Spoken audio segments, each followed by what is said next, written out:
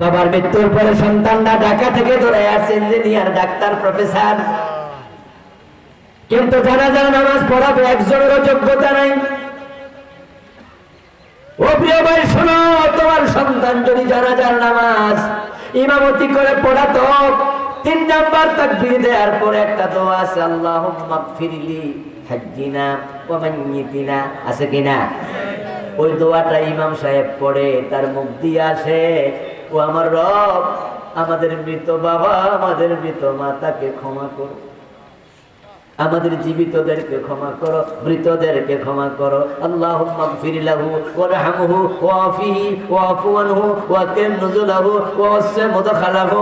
ইমাম দোয়া পড়ে, ইমামের দোয়াগুলো আসে মুখ দিয়া, আর ইমামের জায়গায় যদি তোমার কলিজার টুকরা সন্তান দাঁড়াইতো, বাবার লাশ সামনে নিয়ে, মায়ের লাশ সামনে নিয়ে দোয়া করতো, তার প্রতিটা শব্দ কলিজার ভিতর থেকে বের হতো।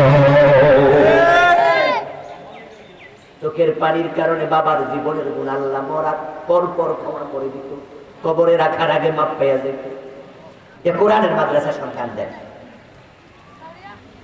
আমি দেখি এমন কিছু হতভাগা বাবা আছে, 4টা সন্তান, 4টাকেই বড় শিক্ষিত বানাইছে, কিন্তু একটা কোরআনের আলেম বানায়।